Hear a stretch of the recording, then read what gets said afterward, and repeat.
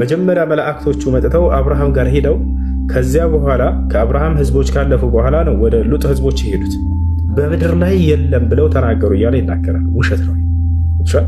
ስለዚህ በፍጹም ይሄ ታሪክ የተሳሳተ ታሪክ መሆኑን እዚያው ላይ መረዳት ትችላለች ማለት ነው። አላህ ስብሐነ ወተዓላ በፍጹም በየትኛው ጊዜ ልጆች ከአባቶች ጋር እንዲተኙ፣ ነቢያቶች በፍጹም ከልጆቻቸው ጋር እንዲተኙ አያደርግም። እንደ ኢስላም ምንድነው ታዲያ ከተባለ ይሄ አይደለም። ይሄ ነቢያቶች ከኃጢአት የተጠበቁ ናቸው አይደለም ከልጁ ጋር ሊያደርግ ሰውየው ማለት ነው። ለዚህ ነው አምላክ አላህ ስብሐነ ወተዓላ ሉጥን ዓለይሂ ሰላም ወሉጠን አተይናሁ ሑክመን ወዒልማ እያለ ይናገራል። ሉጥንም ጥበብንና እውቀትን ችሬዋለሁኝ ወኩለን ፈضልና ዐለል ዓለሚን ይላል። እርሱንም እንዲሁም ሌሎችንም ነቢያቶች ከዓለማት ህዝቦች በጽድቅና አስበልጫቸዋለሁ እያለ ይናገራል። ስለዚህ ታሪኩ ስህተት ነው። በኢብራሂም ዓለይሂ ሰላም ዘመን ነው ሉጥ የነበረው። በዚያው ዘመን ኢብራሂምና ህዝቦች አሉ። ከነዚያ ጋር ሄደው ማደር ይችሉ ነበረ። ከአባታችን ጋር አደረገኝ ያሉት በአጠቃላይ ያ ታሪክ ውሸት ነው ብለን ነው የምናምነው። ምክንያቱም ነቢያቶች ከእንዲህ አይነት አጸያፊ ነገር የተጠበቁ ናቸው። አላህ ሱብሓነሁ ወተዓላ ከከባድ ኃጢአት ጠብቋቸዋል ነቢያቶችን። ሉጥ ዓለይሂ ሰላምን መጽሐፉን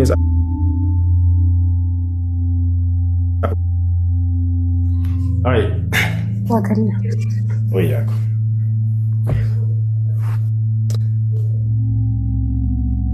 እሺ፣ ጥያቄ ያለ ከገባቸው ሰዎች እሺ፣ አድሚኖች ካላቸው ወደ ራስ ገባቸው።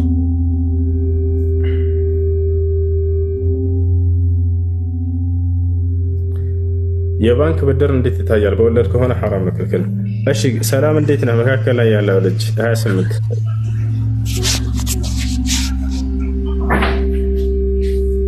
ይሰማል?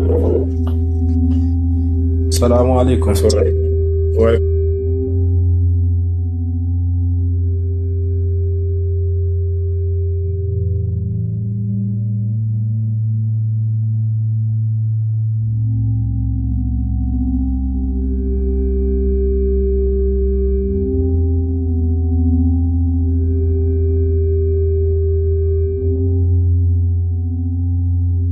እንዴት ነው ያለው? ፈትቻታለሁ ሚስቴን ካለ ለቀልድም ቢሆን ኒካው ይወርዳል። ነቢያችን ሰለላሁ ዐለይሂ ወሰለም ሐዲስ ላይ ምን አሉ? ሰላሰቱ ጅድሁነ ጅድ ወሀዝሉሁነ ጅድ አኒካህ ወጠላቅ ወረጃ አሉ። ሶስት ነገራቶች ምራቸው ምር ነው፣ ቀልዳቸው ምር ነው አሉ። የቀለድኩ ነው አይሰራም በሶስት ነገር ላይ። ከነዚያ መካከል አንደኛ ፍቺ ብለው ተናገሩ። አንድ ሰው ሚስቱን ፈትቻታለሁ ብሎ ከተናገረ ለቀልድም ቢሆን ይወርዳል ኒካሁ። አይ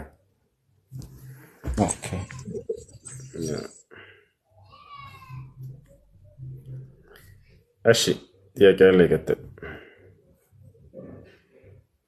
እሺ፣ ከላይ 28 ሰላም አንዴት ቀጥያለሽ። ወአለይኩም ሰላም 28 አለ ከላይ ይሰማል። ከላይ አስሊ 21 28 ነው የሚለው ይሰማል ወይ? አሎ ተስማዕ ከላሚ ወላ? እሺ ካልተሰማ ቀጥል ሌሎች። እሺ السلام عليكم أسو. عليكم السلام ورحمة الله. أكم جرتا؟ أقوم. الحمد لله. كم قلتها؟ أقول الحمد لله. يونت يا كلتك نبرنا بزوج زي ما تعلم. لكن كبشة لكن. عجيب لا تياك إيش كنت؟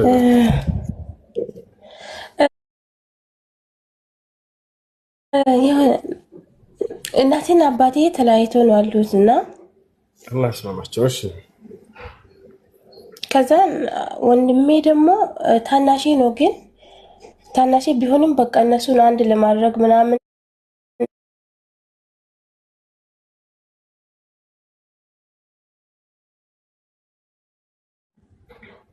እና እንዴት ነው ማለት እንዴት ይታያል ይሄ ማለት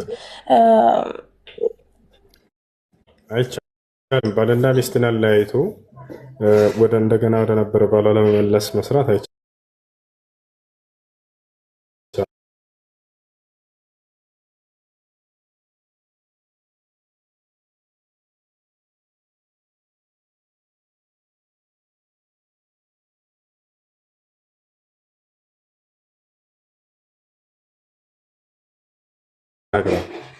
እንድትኮበልል እርሷን ያነሳሳ ሰው ከኔ አይደለም። በባልና በሚስት መካከል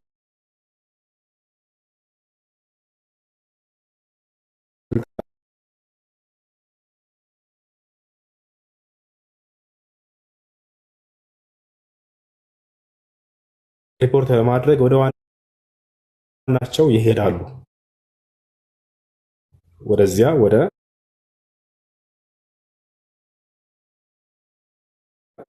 ዙፋኑ ላይ ወደ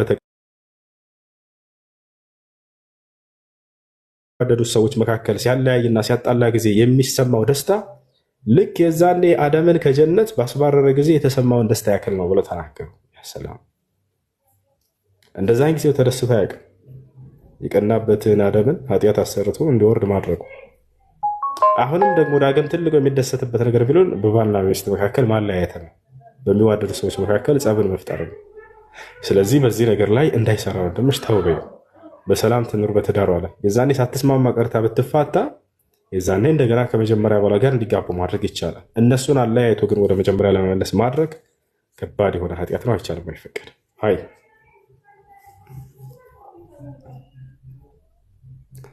እሺ፣ አመሰግናለሁ። እሺ፣ አስሊ ያለህ ከላይ ይሰማል። አስሊ 21 አለህ أنت معنا ولا أنت معنا ولا ضدنا؟ اشتياقي اللي يقدر اشتياقي الله يقدر يا جماعة. السلام عليكم. وعليكم السلام ورحمة الله وبركاته. يعني ጥያቄ ሀይድ ከመጣን በኋላ የሆነ ለአንድ ቀን ወይ ደግሞ ለሆነ ሰዓት ያክል ያቆምና መልሶ ደግሞ የጠራ ነገር ደግሞ መልሶ ይመጣል። እሱ ከሀይድ ጋር ተያይዞ ከሆነ የመጣው መጠበቅ አለባችሁ እስከሚጠራ የሚባል ነገር ሰምቻለሁኝና እንዴት ነው የሚደረገው? እውነት ነው። ከሴት ልጅ ላይ የሚወጡ ብልቶች ይቅርታ፣ ከሴት ልጅ ብልት የሚወጡ የደም አይነቶች 3 አይነት የደም አይነቶች አሉ። አንደኛ ደመል ሐይድ የወር አበባ ደም፣ ሁለተኛ ደመል ኢስቲሓዳ፣ ሶስተኛ ደመል ኒፋስ። እነዚህ ሕክማቸውም የተለያየ ነው። ሁኔታቸውን ከይፍያቸውም የተለያየ ነው። ሁላቸውንም እንገራቸው። ደመል ሐይድ ወይም የወር አበባ ደም የሚባለው በ3 ምልክቶች አሉት። ስንት ምልክቶች አሉት? 3 ምልክቶች አሉት። አንደኛ ምልክቱ ምንድነው? ጥቁር ያለ የደም አይነት ነው። ሁለተኛ ምልክቱ በሚወጣ ጊዜ ሽታ አለው። ሶስተኛ ምልክቱ የወር አበባ ደም ሲወጣ የህመም ስሜት አለው። እነዚህ 3ቶቹ ምልክቶች የተስተዋሉበት የደም አይነት የወር አበባ ደም ይባላል። ደመል ሐይድ ይባላል በአረበኛ። ይህ ሶላትን ይከለክላል፣ ከባል ጋር ግንኙነት ማድረግን ይከለክላል፣ ጾምን ይከለክላል። ሁለተኛ የደም አይነት ደግሞ ከዚያ በኋላ ተከትሎ የሚወጣ ከወር አበባ ደም በኋላ ደመል ኢስቲሓዳ የሚባለው የደም አይነት ነው። እርሱም ደግሞ 3 ምልክቶች አሉት። አንደኛው ምልክቱ እንደ ወር አበባ ደም ጥቁር ያለ ደም አይደለም፣ ፈዘዝ ደብዘዝ ያለች የደም አይነት ነች። ሁለተኛ እንደ ወር አበባ ደግሞ የአይነት የሽታ የለውም፣ ያናክል ሽታ የለውም። ሶስተኛ ምልክቱ እንደ ወር አበባ ደግሞ የህመም ስሜት የለውም። እነዚህ 3 ምልክቶች የተስተዋሉበት የደም አይነት ከወር አበባ ደም በኋላ ፈዘዝ ያለ ደም ቢወጣ የዛኔ እሱ የወር አበባ አይደለም፣ ሶላትን አይከለክልም፣ ጾምንም አይከለክልም።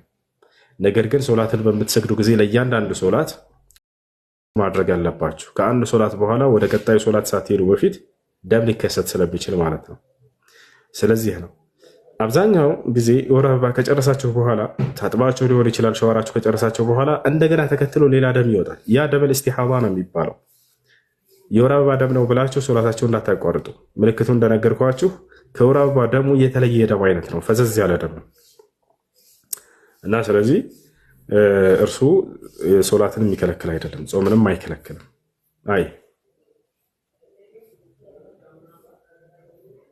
እኮ ይሄ ከወር አበባ ከዛ ከደሙ በኋላ የሚመጣው እሱ ራሱ የወር አበባን ተከትሎ ስለሆነ የሚመጣው እሱም እስከሚጠራ መጠበቅ አለበት። ለሰላትም ለጾምም የሚባለው ስህተት ነው እህት። የደሙን አይነት ተናገር። ከወር አበባ ደም በኋላ የሚወጣ የደም አይነት ምልክቱን በነገርኩሽ መሰረት አንቺ እየው ፈዘዝ ያለ ደም ከሆነ ከወር አበባ ደግሞ የወር አበባ ደግሞ በጣም የጠቆረ ነው። ከዚያ የተለየ ደም ከሆነ እንዲሁም በሚወጣ ጊዜ እንደ ወር አበባ ደግሞ ሽታ የሌለው ከሆነ እንዲሁም እንደ ወር አበባ ደግሞ የህመም ስሜት የሌለው ከሆነ ደመል ኢስቲሓዳ ይባላል። እርሱ ሶላትን አይከለክልም። መስገድ ትችያለሽ። እሺ ሌላ ሁለተኛ ጥያቄ ደግሞ እንደዚህ መንገድ ላይ ወድቆ የምናገኘው ብር አሁን ትንሽ ብር 400ም ሆነ ምንም አሁን ያንን ለሚስኪን ዝም ብለን መስጠት ይቻላል ወይስ ይሄ አመት ይጠበቅ ምናምን የሚባለው መስፈርት መሟላት አለበት? በዚህ አካባቢ ካላችሁ እናንተ ከዚያ አካባቢ የምትሄዱ ከሆናችሁ መንገድ ላይ ጌታችሁት በዛ አካባቢ ታማኝ ለሆነ ሰው ስጡትና ባለቤቱ መጥቶ ሲጠይቅ ስጥ ብላችሁ አስቀምጡለት። ከዚያ በኋላ ያ ሰው ከአመት በኋላ ጠብቆ ለድሃዎች ለምስኪኖች መስጠት ይችላል። አይ እናንተ በዚሁ አካባቢ የምትኖሩ ከሆናችሁ በዚሁ ስርዓት ነው የምታደርጉት ማለት ነው። ነቢያችን ሰለላሁ ዐለይሂ ወሰለም ሐዲስ ላይ የሆነ ገንዘብ ወድቆ ብታገኙ ባለቤቱ መጥቶ እስኪጠይቃችሁ ድረስ ለአመት ያክል ጠብቁታል። የዛኔ ምልክቱን ተናግሮ ከመጣ ሰጡት። ነገር ግን ምልክቱን ሳይናገር የተሳሳተ ምልክት ከተናገረ እንዳትሰጡት የሱ አይደለምና ከአመት በኋላ እስከቆየ እጃችሁ ላይ ቆይቶ አመት ከሞላው የዛኔ ለተቸገሩ ድሃዎችና ምስኪኖች ትሰጡታላችሁ ማለት ነው። እናንተ ከዚህ አካባቢ የምትሄዱ ከሆናችሁ ምናልባት ባለቤቱ መጥቶ ፈልጎ እንዳያጣው በዚህ አካባቢ ታማኝ ለሆነ ሰው ለምታዩት ሰው አስቀምጡለትና ሂዱ። እንዲህ አይነት ምልክት ያለው ገንዘብ የጠፋው ሰው ከመጣ ስጠው ብላችሁ።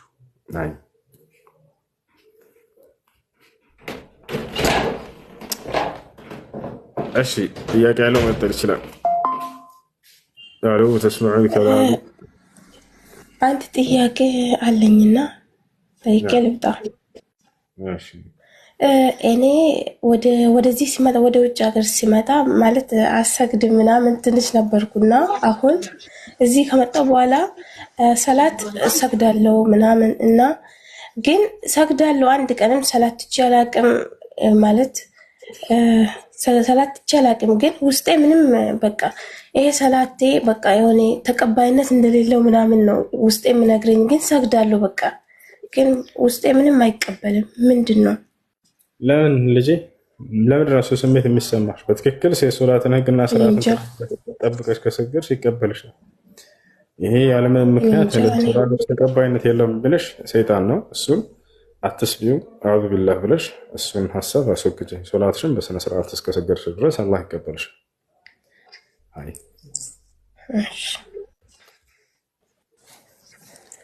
ነቢያችን ሰለላሁ ዐለይሂ ወሰለም ሲናገሩ ኡድዑ ላህ ወአንቱም ሙቂኑነ ቢልኢጃባ አሉ።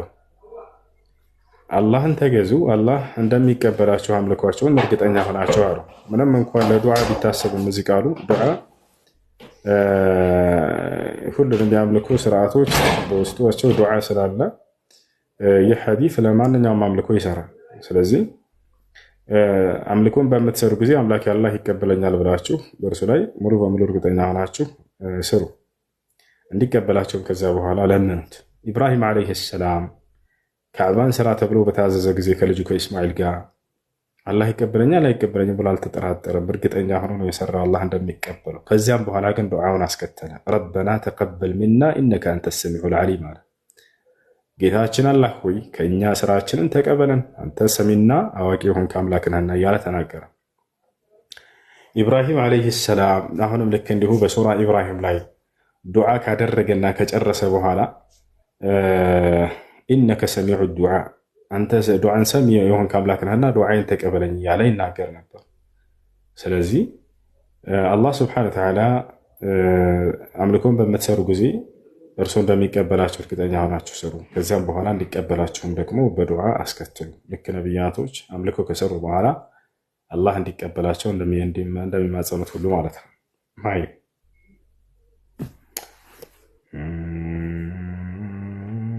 ጥያቄ ያላችሁ ከሌላችሁ እንወርድ። ያ ሰላም ያ ሰላም ያ ሰላም አለይኩም። አለይኩም ሰላም ወራህመቱላህ። ጥያቄ ነበረኝ። አይ ሀረብ ሀገር ላይ ያለን ሰው ስንወጣ ኒቃብ እንለብሳለን፣ ስንመለስ ግን ከቤት አንለብስም። እንዴት ይታይ? እሺ ቤት ውስጥ ማንም ከሌለ ችግር የለውም ባትለብሱ። ሴቶች ከሆኑ የሴትዮችን ባል ይኖራል፣ ልጆቿም ባል ካለ ፊታቸውን ሸፍኑ። ከላይ የምትለብሱትን ሻሽ ወረድ አድርጉና ፊታቸውን ሸፍኑበት። ምናልባት ማዳም ንቃብ ያንን ጥቁሩን ዩኒፎርሙን ስትለብሱ ቅር የሚላት ከሆነ ችግር የለውም። ከላይ የለበሳችሁትን ሻሽ ልክ የማዳም ባል በሚኖር ጊዜ ቤት ውስጥ እሱን እንደ ኒቃብ ተጠቀሙት። ኒቃብ ማለት هو نوع من اللباس الذي يغطي الوجه ፊትን ሙሉ በሙሉ የሚሸፍን የሆነ የልብስ አይነት ነው። ስለዚህ የግዴታ ጥቁር መሆን አይጠበቅበትም። ከቻላችሁ እሱን ልበሱ፣ ካልቻላችሁ ደግሞ ከላይ የለበሳችሁ ሻሽ እንደ ኒቃብ መጠቀም ትችላላችሁ ማለት ነው። እና ሁለተኛው ጥያቄ ደግሞ የጡት እናቴ ባል ለኔ አጅነቢ ይሆናል? የጡት እናቴ ባል ማለት እናትሽ የሰውየው ለአንቺ አጅነቢ አይደል? ولا المحارم كمحرم نفس ماشي የጡት እናቴ ማለት አባትነት ለሁለት ይከፈላል። አባትነት ለሁለት ይከፈላል። ልበሉ ወይንም አባትነት እና ወይንም እናትነት ወይንም ወንድማማችነት ባጭሩ አለ። ወይ አባትነት እሷ የጠየቀችውን እንመልሰው። አንድ የስጋ አባት አለ። ሁለተኛ የጥቢ የሚባል ነገር አለ። የሰውየው ሚስት እናንተን አጥብታ ከሆነ ማለት ነው። ያቺ ሴት ለእናንተ የጥቢ እናት ትባላለች። የስጋ እናት ማለት ደግሞ የወለደቻችሁ እናት ነች። አንድ ልጅ ለምሳሌ ጎረቤት ላይ የሆነች ሴት ወልዳለች እንበል። ሚት አድርጉ ወንድም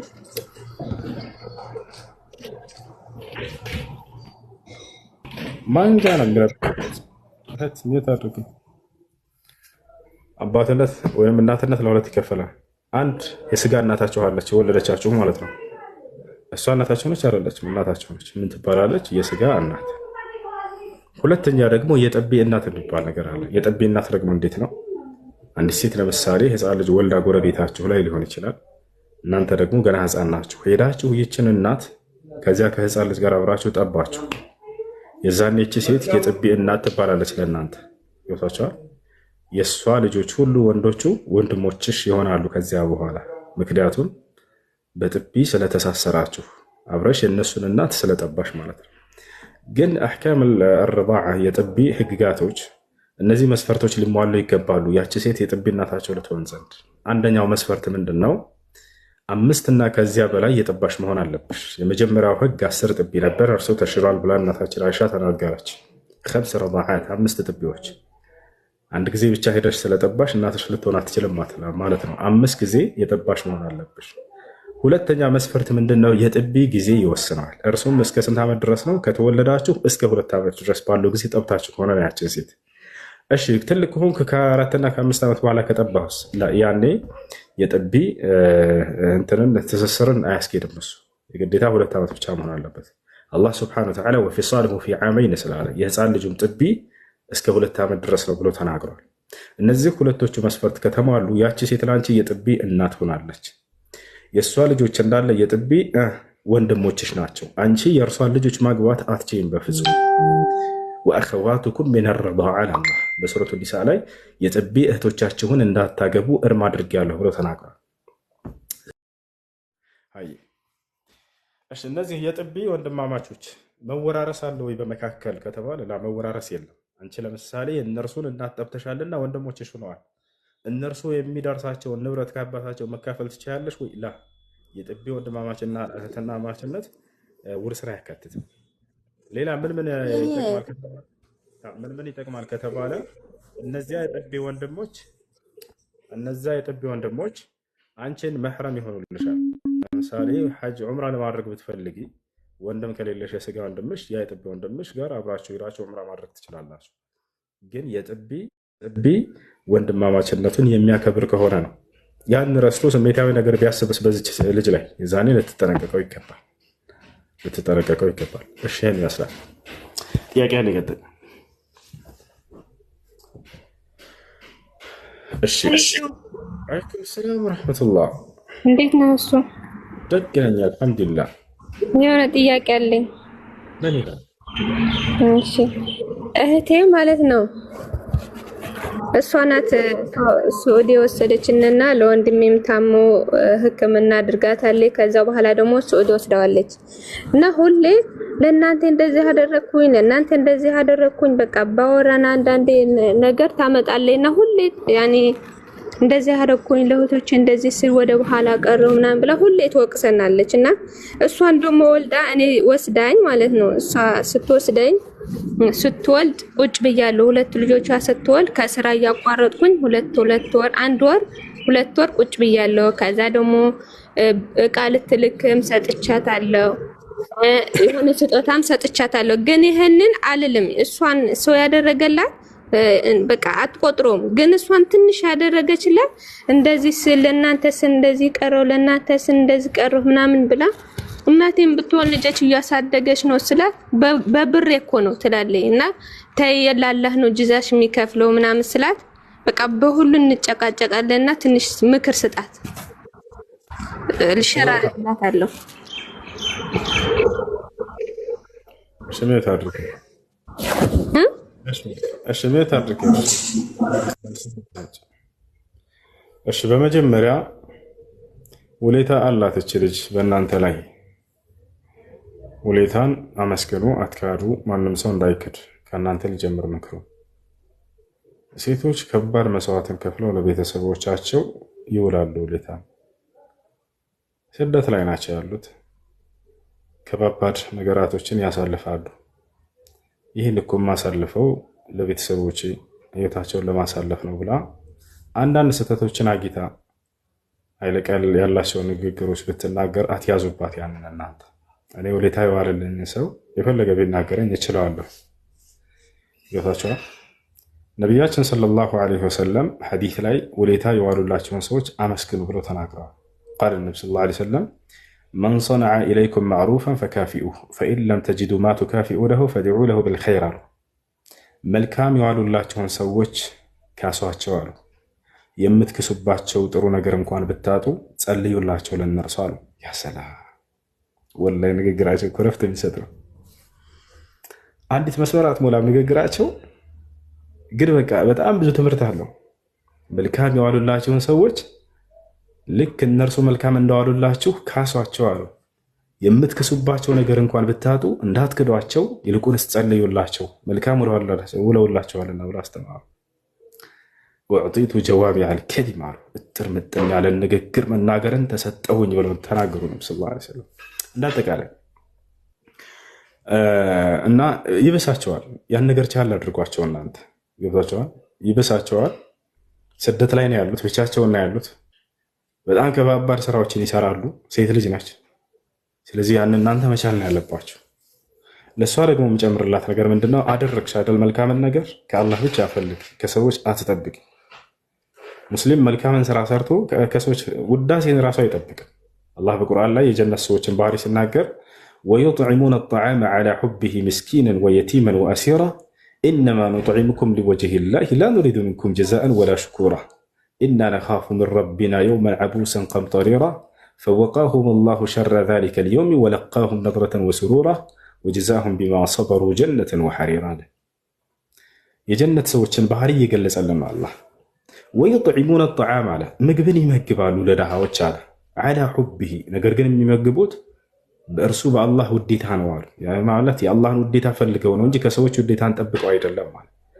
ሚስኪነን ለድሃዎች ያበላሉ፣ ወየቲመን ለወላጅ አልባ ህፃናቶች ያበላሉ፣ ወአሲራ ለምርኮኛም ያበላሉ አለ።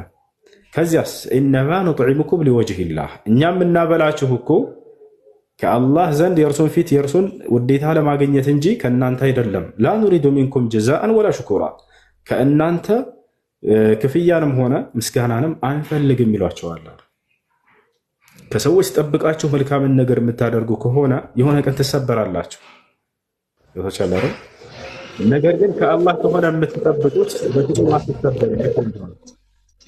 በፍጹም መቼም ቢሆን አትሰበሩ። ምንዳችሁን ከእርሱ ብቻ ነውና የምትፈልጉት። ሌላው መመጻደቅ በሰዎች ላይ ውለታ ከዋላችሁ በኋላ ይህም ከኃጢአቶች መካከል ነው። አትመጻደቁ። አላህ ተመጻዳቂን አይወድም። መልካም ዋልክ አይደለ?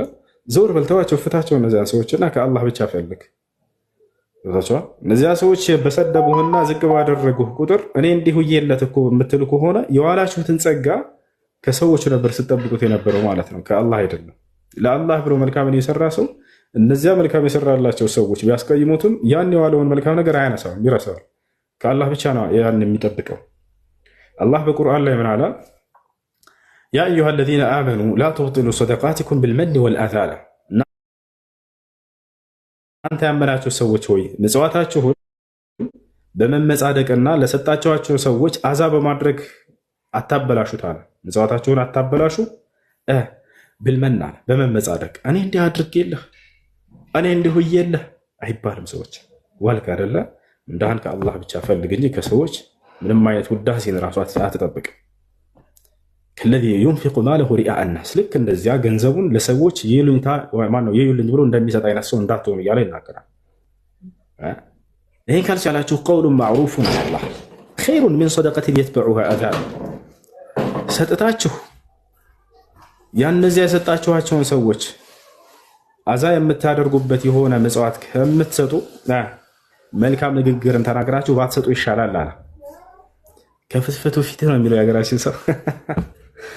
ሰጥተኸው አዛ ከምታደርገው በንግግር እንዲህ አድርገለህ እያልክ መልካም ተናግረው ብታልፈው ይሻላል ያን ሰው ብሎ አላህ ተናገረ። እና ስለዚህ መልካም ከዋላችሁ ምንዳን ከአላህ ብቻ ፈልጉ እንጂ ከሰዎች በፍጹም ዞር ብላችሁ ያንን እንዳትጠብቁ። እሺ አሁን የቀረኸው አንቀጽ የት ይገኛል? ሱረቱል ኢንሳን ላይ ማን ነው መጀመሪያ ላይ ቀራሁትን ይጠቅሽ ነበር። እሱ ነው ወይጥዒሙነ ጣዓም። እሺ ከላይ ጂቢ ሰላም፣ እንዴት ነህ? ይሰማል? ጂቢ አለን። አልሐምዱሊላህ ይሰማኛል። እኔ የሌላ ቤተ እምነት ተከታይ ነኝና ጥያቄዎችን መጠየቅ እችላለሁ እንዴ? እኔ ሌላ ሙስሊም አይደለሁም። በበኩሌ ይቻላል። እሺ አመሰግናለሁ። እሺ እኔ ጥያቄዎች ነበሩኝና እነዛ ጥያቄዎች ላይ ትንሽ መልስ እንድትሰጠኝ።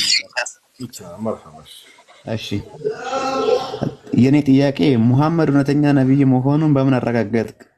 በምን እርግጠኛ የምትሆንበት አንድ ሙሐመድ ብቻ የሰራውን ሌላ ሰው ሊሰራው የማይችለውን መለኮታዊ ተአምር እስቲ ጥቀስልኝ አንተ።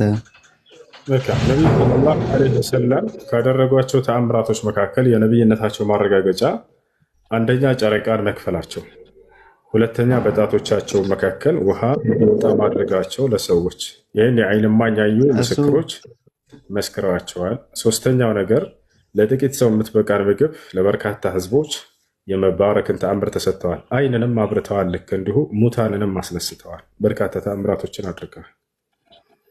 እሺ ሙሐመድ ቁርአን ተአምራትን አድርጓል ካልክ በቁርአን ላይ 2950 ላይ አካባቢ ነው መሰለኛ እነዛ የካዱት ከጌታው በእርሱ ላይ ተአምራትን ለምን አልተደረጉም አሉ። ተአምራት ከአላህ ዘንድ ብቻ ነው፣ እኔም ግልጽ አስጠንቃቂ ብቻ ነኝ አላቸው ይላል። ስለዚህ ኡስታዝ ልክ እንደ ሙሴ በበትሩ ባህርን አሰነጠቀን፣ ኢየሱስ ሙታንን አንስተዋል፣ እውራንን አብርተዋል። ሙሐመድ ግን ተአምራትን አስጠንቃቂ ብቻ ነኝ ያለው ታዲያ ለምንድን ነው እንደዚህ እንትን ያላደረገው? እኔ አስጠንቃቂ እንጂ እኔ ተአምር አድራጊ አይደለሁም ብሎ ነው የተናገረው አይደለ? በቁርአን 2950 አካባቢ ነው መሰለኝ። ተአምር አድራጊ አይደለሁም የሚለው ቃል የቱ ጋር ነው ያለው? በቁርአን 2950 ላይ መሙት ትችላለህ። እውቀዋለሁኝ የምትለውን አንቀጽ ተአምር አድራጊ አይደለሁም ብለዋል ያልከው ተሳስተሃል። እንደሱ አይልም። እዚያ ላይ ተአምር ከአምላክ ዘንድ መምጣቱ ተአምር ከአላህ ዘንድ ነው። ተአምር ከአላህ ዘንድ ነው ይላል። ተአምር ከአላህ ዘንድ ብቻ ነው፣ እኔ ግልጽ አስጠንቃቂ ብቻ ነኝ አላቸው ይላል። አዎ ትክክል። ተአምር ከአምላክ ዘንድ ነው ማለታቸው እርሳቸው አልሰሩም የሚለውን ትርጓሜ አይሰጥም። ነቢያቶችህ መጽሐፍ ቅዱስ ላይ አንድም ተአምር ያደረገ የለም። አምላክ ነበር ሲያደርግላቸው የነበረው፣ ኢየሱስ ክርስቶስንም ጨምሮ ማስረጃ ልስጥህ። እንዴት? አንድም ነገር እኔ ከራሴ አንዳች ማድረግ አልችልም ብሎ ክርስቶስ እንደተናገረ ታውቃለህ አይደለ? ተአምርን የሚያደርገው እግዚአብሔር ነው፣ በሰው ልጅ ላይ አድሮ የሚሰራው እንጂ ራሱ ሰውዬው አይሰራም። ይሄ ግልጽ ነው። እሱን እኮ ነው እየተናገረ ያለው። ይሄ ተአምር ከአምላክ ዘንድ ነው አሉ እንጂ ነብዩ ሰለላሁ ዐለይሂ ወሰለም እኔ ተአምር ማድረግ አልችልም አላሉ። ነገር ግን ተአምሩ ከማን እንደሚመጣ ነው የሚናገረው አንቀጹ። ወማ ካነ ሊረሱሊን አን የእቲ ቢአየቲን ኢላ ቢኢዝኒላህ ይላል። አንድም ነብይ በአላህ ፍቃድ ካልሆነ በስተቀር ተአምርን በራሱ ሊያመጣ አይችልም ይላል ሌላ ቦታ ላይ። ገብተዋል? ስለዚህ እየተናገረ ያለው ተአምራቱ የሚመጣው ከአምላክ ዘንድ መሆኑን እንጂ እርሳቸው ተአምርን እኔ አልሰራም እያሉ አይደለም። አስጠንቃቂ የሚለው ደግሞ ከክህደት የሚያስጠነቅቁ ናቸው ማለት ነው። ገብተዋል አይደል? ከገሃነም የሚያስጠነቅቁ ናቸው። አስጠንቃቂ የሚለው ከክህደት የሚያስጠነቅቁ። አላህ በሌላ ቦታ ላይ አንቀጽ ላይ ሲፈታው ምን ይላል? ወአንዚር ዓሽረተከ አልአቅረቢን እያለ ይናገራል። ሙሐመድ ሆይ የቅርብ ቤተሰቦችህን እንዲሁም ህዝቦችን ከባዕድ አምልኮ አስጠንቅቃቸው እያለ ይናገራል። አስጠንቃቂነታቸው ከክህደት ያስጠነቅቃሉ ነው። እንዲሁም ደግሞ አንድን አምላክ እንዲያመልኩ ሰዎችን ያስተምራሉ። አብሳሪዎችም ናቸው። አላህን ላመለከና እርሱን ለተገዛ ሰው በገነት ያበስሩታል። አላህን ከገሃነም ያስጠነቅቁታል። ያ እሺ እሱ ታምራትን አድርጓል የሚለው በቁርአን ላይ ተጽፏል ማለት በሐዲሳቱ ላይ ነው ወይስ በራሱ በቁርአን ላይ ተጽፏል? አሁን ለምሳሌ በእጆቹ ሰውሃን አፍልቋል ከዛን ምናምን እያልከ የነበረው ማለት ነው። እሱ በቁርአን ላይ የተጻፈ ነው ወይስ በሐዲሳት ላይ? ቁርአንም ሐዲስም ከአላህ ዘንድ የሆኑ ናቸው። ቁርአንም ከሐዲስም ከአላህ ዘንድ የሆኑ ናቸው። ነብዩ ሰለላሁ ዐለይሂ ወሰለም ከራሳቸው አንዳች የሚናገሩ አይደሉም። ሁለቱን መለየት አይቻልም። እኛ የማስረጃ ምንጮቻችን ቁርአንና ሐዲስ ናቸው። አንድ ሰው መጥቶ እኔ ሐዲስን ብቻ ነው የምቀበለው ቢል ይሄ ተሳስቷል። ወይንም ደግሞ መጥቶ እኔ ቁርአንን ብቻ ነው የምቀበለው ቢል ተሳስቷል። ቁርአንንም ሐዲስንም ነብዩ ሰለላሁ ዐለይሂ ወሰለም ከአላህ እንደተቀበሉ ሲናገሩ ምን አሉ? ኡቲቱ ቁርአን አንድ ቤት አድርጉት። ኡቲቱ ቁርአን ወሚስለሁ መዐሁ ቁርአንን ተሰጠሁኝ ከእርሱም ጋር የእርሱን አምሳያ ተሰጠሁ ብለው ተናግረዋል። ሐዲስን የቁርአን አምሳያ ብለው ገልጸውታል። በመልእክት ደረጃ ሁለቱም ከአላህ ዘንድ ስለመጡ ማለት ነው። በሌላ ሐዲስ ላይ ነብዩ ሰለላሁ ዐለይሂ ወሰለም የህይወታቸው መጨረሻ ላይ ምን አሉ? ተረክቱ ፊኩም ማ ኢን ተመሰክቱም ቢሂማ ለን ተضሉ በዕዲ ኪታበላህ ወሱነቲ ያሉ። እኔ በመካከላችሁ ሁለት ነገራቶችን ጥዬላችሁ እሄዳለሁ፣ እነርሱንም አጥብቃችሁ እስከያዛችሁ ድረስ መቼም ቢሆን ከቀጥተኛ ጎዳና አትጠሙም አሉ። እነርሱም ቁርአንና ሐዲስ ናቸው ብለው ተናገሩ። ስለዚህ ይህ ነው። ስለዚህ በቁርአንም ላይ ተአምራቶቻቸው የተገለጹ አሉ፣ በሐዲስም ላይ የተገለጸ አለ። በሁለቱም ቦታ በቁርአን ላይ ከተገለጹ ተአምራቶች መካከል አንደኛው ምንድን ነው ከተባለ ነቢዩ ሰለላሁ ዐለይሂ ወሰለም ጨረቃን መክፈላቸው። ሱረቱል ቀመር የመጀመሪያው አንቀጽ ምን ይላል? ኢቅተረበት ሰዓቱ ወንሸቀል ቀመር ወኢን የረው አየተን ዩዕሪዱ ወየቁሉ ሲሕሩን ሙስተምር ወከዘቡ ወተበዑ አህዋአሁም እያለ ይናገራል። እነሆ ትንሣኤዋ ሰዓቲቱ ተቃረበች፣ ጨረቃዋም ተገመሰች ይላል። ገብተዋል። ጨረቃዋ ተገምሳለች። በነብዩ ሰለላሁ ዐለይሂ ወሰለም ጊዜ ተገመሰች ጨረቃዋ እያለ ይናገራል። ይህን የአይን እማኞች የሆኑ ሰሓቦች ይህን ያዩ ሰሓቦች ሲናገሩ ምን አሉ? ሐዲስ ላይ ሲያብራሩ ቡኻሪና ሙስሊም ላይ ሲዘግቡ ሰአለ አህሉ መካ ሚን ሸቃቅ አልቀመር መረተይን አሉ። የመካ ሰዎች ነቢዩ ሙሐመድ ሰለላሁ ዐለይሂ ወሰለምን ተአምር እንዲያሳዩቸው ጠየቋቸው። እርሳቸውም ነብዩ ሰለላሁ ዐለይሂ ወሰለም ጨረቃን ከፍለው አሳዩቸዋል። አላህም ይህም በቁርአን ላይ ሲያረጋግጠው እነሆ ጨረቃዋም ተከፈለች ብሎ ተናገረ ማለት ነው። ይህን ይመስላል። ይህ አንዱ ያደረጉት ተአምር ነው። ሌላኛው ተአምር ሱረቱል ኢስራ ይገኛል። የመጀመሪያው አንቀጽ ነቢዩ ሰለላሁ ዐለይሂ ወሰለም ከመካ ኢየሩሳሌም ድረስ በአንዲት ሌሊት ያደረጉት ጉዞ፣ የዛኔ በአንድ ሌሊት አይደለም ለበርካታ ወራት ተጉዘው ነበር እዚያ ቦታ ላይ የሚደርሱት። ነገር ግን ነብዩ ሰለላሁ ዐለይሂ ወሰለም በአንድ ሌሊት ያንን እንደተጓዙና ሰባቱን ሰማያት እንዳረጉ ይገልጻል። ምን ይላል እዚያ ቦታ ላይ? ሱብሓነ አለዚ አስራ ቢዐብዲሂ ለይለን ሚነል መስጂዲል ሐራም ኢለል መስጂዲል አቅሳ። ጥራት ይገባው ያ ጌታችሁ አምላካችሁ አላህ ይላል ቁርአን። ምን በማድረጉ ነው ይሄን እየተናገረ ያለው? አለዚ ያ አምላካችሁ አላህ አስራ ቢዐብዲሂ ለይለን ሚነል መስጂዲል ሐራም ኢለል መስጂዲል አቅሳ፣ በአንድ ሌሊት ባሪያውን ነብዩ ሰለላሁ ዐለይሂ ወሰለምን ከመስጂዲል ሐራም ከመካ እስከ ኢየሩሳሌም በአንድ ሌሊት የወሰደ የሆነ አምላክ እያለ ይናገራል። ይህ ለዘመኑ ሰዎች ድንቅ ተአምር ነበር። የመካ ሰዎች በአንድ ሌሊት በፍጹም ያንን ርቀት ያለውን ጉዞ አይሄዱም ነበር። ገብቷቸዋል አይደል? ነገር ግን ይሄን እንዳደረጉ ነብዩ ሰለላሁ ዐለይሂ ወሰለም በተናገሩ ጊዜ ልክ ማለዳ ላይ በዚያ የነበሩ ከሃዲያኖች በፍጹም ይሄን ልንቀበልህ አንችልም፣ እኛ ለወራቶች አቆራርጠን የምንሄደውን ጉዞ አንተ በአንድ ሌሊት ደርሼ መጣሁ እያልከን ነው፣ በፍጹም አንቀበልም፣ የምንቀበልህ ይሄን ስትመልስ ነው አሉ። አቀረቡላቸው ጥያቄ። እርሱም ምን መሰለህ? አንድ ቤት አድርገህ እነዚህ ሰዎች ከሃዲያኖች ምን አሉ? እኛ የምናምነህ ኢየሩሳሌም መስጂድ አልአቅሷ ቤተ መቅደስን እዛ ሂጃለሁ ብላቸዋል ነብዩ ሰለላሁ ዐለይሂ ወሰለም። ያንን ሙሉውን ስትገልጽልን ጊዜ ነው አላቸው። ሙሉውን በቃ ስለ ቤተ መቅደሱ ንገረን አሏቸው። ፈጀዐልቱ አሲፉ ለሁም አሉ ነብዩ ሰለላሁ ዐለይሂ ወሰለም። እርሳቸውም ነብዩ ሰለላሁ ዐለይሂ ወሰለም ቤተ መቅደሱን ይገልጹላቸው ጀመር። በመካከልም ሊጠፋኝ ባለ ጊዜ ፈዐረደ አላሁ ልየ በይተል መቅዲስ አሉ። አላህም ከፊቴ ቤተ መቅደሱን አመጣና ቁጭ አደረገልኝ አሉ። ፈወሰፍቱ እያንዳንዱን ገለጹላቸው። ወዲያው እነዚህ ሰዎች ምን አሉ? ያውቁታል እነርሱ እንግዳ ይሄ አሁን የነገርከን ሁሉ እንዳለ እውነት ነው ብለው መሰከሩ። ገብታችኋል አይደል? እና ነቢያችን ሰለላሁ ዐለይሂ ወሰለም ካደረጋቸው ተአምራቶች መካከል በቁርአን ላይ ከተገለጹ መካከል ይሄ ሁለቱ ናቸው። ልክ እንዲሁ ትንቢትን እየተናገሩ የተፈጸሙ በርካታ አለ በቁርአን ላይ፣ በሐዲስም ላይ ልክ እንዲሁ ተአምራቶቻቸው በሺዎች የሚቆጠሩ ተአምራቶችን አድርገዋል። ይህን ይመስላል። አርማራት ትችላለ ጅብ ያለህ አለውኝ። እሺ እዛው ቁርአን 17:59 አካባቢ ነው። ተአምራት ከመላክ ምንም አልከለከለንም። የቀድሞ ሰዎች እስራኤላውያን ወይም ደግሞ የቀድሞ ሰዎች ያሉት እስራኤላውያን ነው መሰለኝ። አዎ ማስተባበላቸው እንጂ ይላል እዚህ ጋር። ታዲያ ምን ለማለት ፈልጎ ነው? በቁርአን 17:59 ላይ ማለት ነው። تأمرات وما منعنا أن نرسل بالآيات إلا أن كذب بها الأولون وآتينا ثمود الناقة مبصرة فظلموا بها وما نرسل بالآيات إلا تخويفا يا الله الناكرة الله سبحانه وتعالى تأمرات يلك على بيك زي بنبيات بكون عندنا سوى ثلاث إسرائيليين ولا تناكرة سلا ثمود هزبوش يناكرة الزاوية የቀድሞ ሰዎች ነው ያለው እዛ ጋር ይላል እስራኤላውያኖች አይልም። እስራኤላውያኖችን በእርግጥ ነብያቶችን ሲያስነሳ ተአምራቶችን ልኮላቸዋል። ግን እዚያ ቦታ ላይ እስራኤላውያን ያልከው ስተት ነው እያወራ ያለው ስለ ተሙድ ህዝቦች ነው። ወአተይና ተሙድ ናቀተ ሙብሲረተን ፈዘለሙ ቢሃ ወማ ኑርሲሉ ቢልአያት ኢላ ተኽዊፋ ይላል። እንዳጠቃላይ እኔ ነቢይም ተአምራትን ከመላክ የሚከለክለኝ ነገር የለም በነቢያቶች በኩል ነገር ግን ህዝቦቻቸው ያንን ያስተባብራሉ እንጂ ካስተባበሩ ደግሞ ይቀጣሉ እያለ ያንን እየገለጸ ነው። ይህ የተነገረው ለምን መሰለህ? በነቢዩ ሙሐመድ ሰለላሁ ዐለይሂ ወሰለም ጊዜ የመካ ከሃዲያኖች ወደ እርሳቸው ተሰብስበው ምን አሉ? ሙሐመድ ሆይ ተአምር እንድታደርግልን እንሻለን አሉ። በርካታ ጊዜ ጠይቃቸዋል፣ በርካታ ጊዜ አድርገውላቸዋል። ግን ተአምርን የሚጠይቅ ሰው አንደኛ ለማመን ብሎ የሚጠይቅ አለ፣ ሁለተኛ ደግሞ ያንን ነቢይ በቃ አልቻለም ብሎ በእርሱ ላይ ህዝብን አሳልቆ ለመሄድ የሚፈልግ ጠያቂ ገብቶቻል። ነገር ግን እነዚህ ሰዎች ከእነዚያ ነበሩ፣ ከሁለተኛ ከገለጽኩላችሁ ነበሩ እና የመካ ሰዎች ምን አሉ? ሙሐመድ ሆይ ይሄን ተራራ ወደ ወርቅና ወደ ብር ከቀየርክልን አሁን እንሰልምልሃለን እናምንልሃለን አሉ።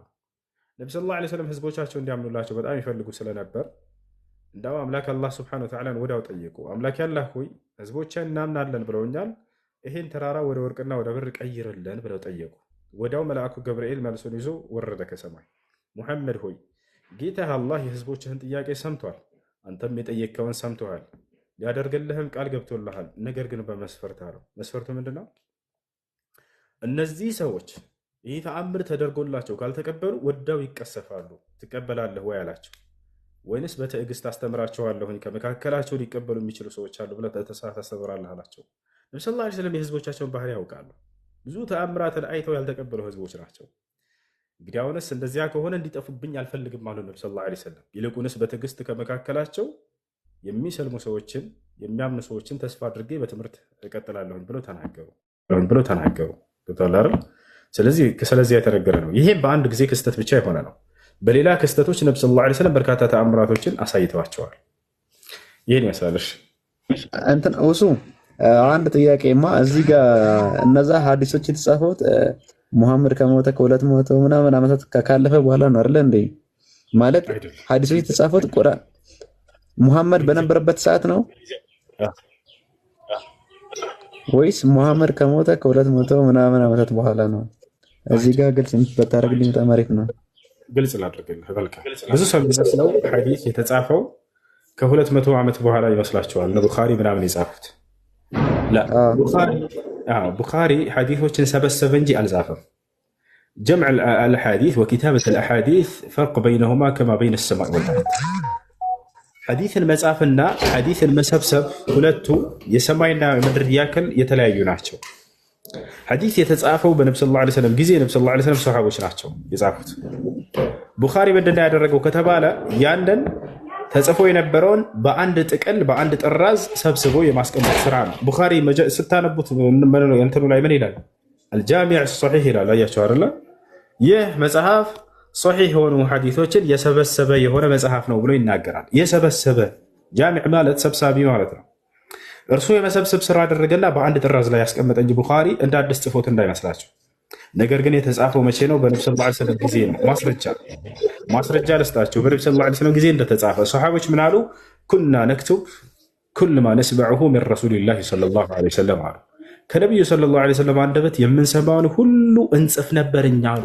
ያቸው ከእርሳቸው የሚሰማው ምንድነው? ቁርአንም ሐዲስም ያንን እንጽፍ ነበር። ከሰዎች መካከል አንደኛው ሰው ይሄን ነገር ተቃወመኝ አለ። ቁረይሻውያኖች አንዱ መጣና ምን አለው? አትክቱብ ኩል ማ ተስመዑሁ ሚን ረሱሊላሂ ሰለላሁ ዐለይሂ ወሰለም፣ ከነብዩ ሰለላሁ ዐለይሂ ወሰለም የምትሰማውን ሁሉ ትጽፋለህ። ወሁወ የተከለሙ አሕያናን ፊ ሐለት አልገضብ፣ አንዳንዴ ተቆጥተው ሊናገሩ ይችላሉ፣ ያን እንዴት ትጽፋለህ ብሎ ተቃወመው። በዚህ ጊዜ ይሄ ሰው ሄደና ለነብዩ ሰለላሁ ዐለይሂ ወሰለም ነገራቸው። ከዚያ ነብዩ ሰለላሁ ዐለይሂ ወሰለም ምን አሉት? እክቱቡ ኩል ማ ተስመዑነ ሚኒ ፈኢነሁ ላ የኽሩጁ ሚን ፈሚ ኢላ ሐቅን አሉ። ከእኔ ከአንደበቴ የምትሰሙትን ሁሉ ጻፉ፣ ከአንደበቴ እውነት እንጂ በፍጹም ሐሰት አይወጣምና ብለው ተናገሩ።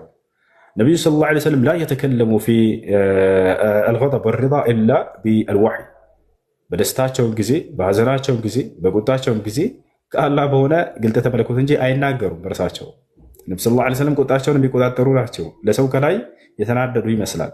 ወላኪነሁ ካነ አምለከኩም ሊአርዲህ ነቢ ሰለላሁ ዐለይሂ ወሰለም በጣም ተቆጣጣሪ ናቸው።